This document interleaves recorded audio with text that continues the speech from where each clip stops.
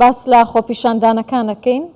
دیارەمە تەنیا لە ئەمریکا ڕووی نەداوە لە زۆر وڵاتی دیکەش ڕوو دەدات. بەڕێز نەجات محەممەد پارێزەر لە بەریتانیا بەڵام لە ستۆدیۆ لەگەڵ من ئامادەیە. کاک نەجات زۆر بەخێربێت. لە وڵاتێکی دیموکراسی وەکو ئەمریکا بۆچی گرژی لە نێوان خۆپیشاندان؟ لە ڕاستیە خۆپیشاندان بابەتێکی شەرعیە بۆ هەر هاوڵاتیەک، بۆ هەر تاکێکی هەر کۆمەڵگایەک و دەستور ڕێگەی داوە بۆ ئەو بابەتە کە بێوم کەسە خۆپیشاندان بکات، چی ئیندیڤیجۆلی بە تاک چی بە کۆمەڵ. و لە دەستوری یاسای عێراقیشە ئەمە چەسپاوە لە مادەی 38 کە هەر کەسێک ئەوێ بێ خۆپیشاندان بکات، بەڵام پێویستە قانون عقوباتشی بۆ داناوە لە هەمان کاتە ژمارە 12 مادەی 15 بۆ نمونە لە هەمان کاتە عقوبەی بۆ داناوە ئەگەر پێشێلی کۆمەڵێ بابەت بکات لە کاتی خۆپیشاندانەکانەوە. لە مەسەلەی ئەوروپا ئەگەر کەسێ خۆپیشاندان بکات ڕاستی پێویستە سێشت ئامادە بکە، لۆکیشن بزانین لەو شوێنە خۆپیشاندانەکە ئاکرێ و کاتەکەی دیاری بکە و تایتڵی شێوازی ئەو خۆپیشاندانە کە ئامادەیەکە ساین بێنێەوە تا قوتعەوە بابەتانە بێنێ لەگەڵ خۆیان. بۆیە ئەگەر ئەمانە پێشێل کرد ئەو کاتە حکومەت و دام و دەستگا ئەو بۆ ئارامی وڵات ئەو مافیانە بێ کە ئەو خۆپیشاندانانە ڕابگرن. ینی کاک نەجات زۆر جار لە هەرێمی کوردستان و لە وڵاتانی ناوچەکەشەوە ڕوەدات نەکتەنیا لە ئەوروپا و ئەمریکا کاتێکە خۆپیشاندەران لە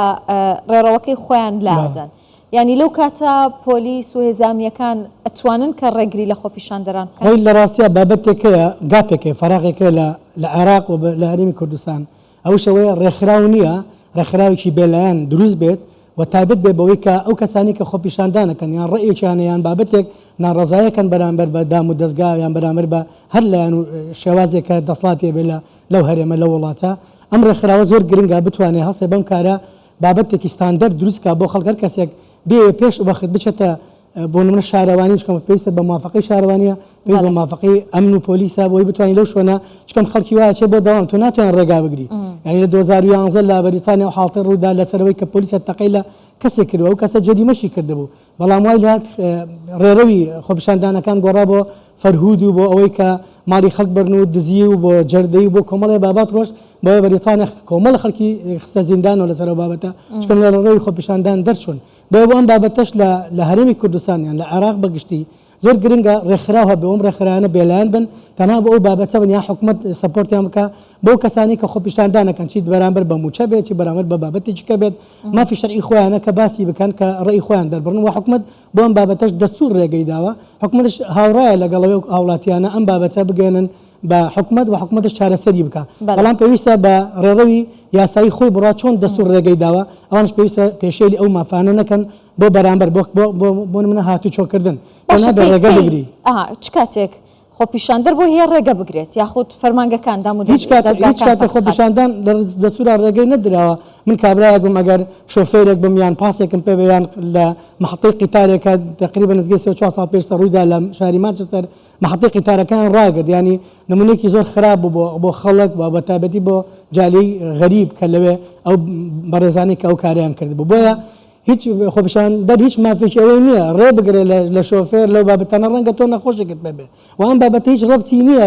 بە منەوە کە من بە جادەیەکە ئاڕۆم، ئەمە ڕەبتی هەیە بە حاڵەتێکەوە و پێویستە مرافعە بکرێت یانەوەتانە بە ڕێگەی یاسایەوە ڕەفعیکەی لە ڕێی دادگاوە ئەم قەزێ ڕەفعەکە یانەوەتانە لە ڕێگەی ئەم خۆپیشاندانە سلمیانەوە کە مەیانڕەویە بیگەنی بەو لایەنانەی کە تۆ کێشە تێ لەگەڵیان، بەڵام ئێمە کێشەی میدیامانێ لێرە بۆنمە کەسێک کێشێکی کۆمەڵایەتیە دژمنیاتێکی بەسیطیان پەیوەندیەکی جیاوازە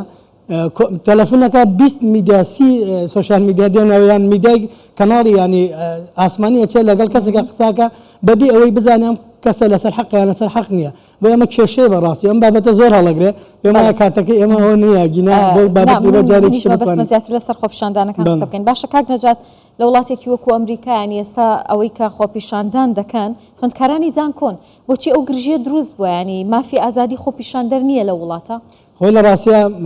ئارتیکاڵێکی تەواو هەیە لەسەر ئەوەی کە ئەو کەسانە مافیان پارێزراوە خۆپیشاندان بکەن و ئەوان بێن حیمایانەکەن ڕایانەگرن بۆی توش کێشەنێن، بەڵام لە کاتێک کە ئەمە ئەترازێت تو ڕەنگە لە چاوی میدیایەک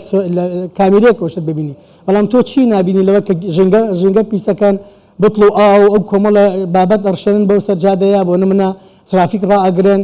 شتەکان لە سیستەمی لە ڕێڕەوی خۆی دەرچوو ئەوانە مافیانی و کەسانە ڕابگرن و زیندانیشیان بکەن چکەم قانون عقوبات مافیان هەیە کە کۆتایی بە خۆپیشاندانەکە بێنن. خۆی لە ڕاستیە هەرو کاتێک کە تۆ پێشێلی یاساکان کرد بە هەموو بابەتێک وایە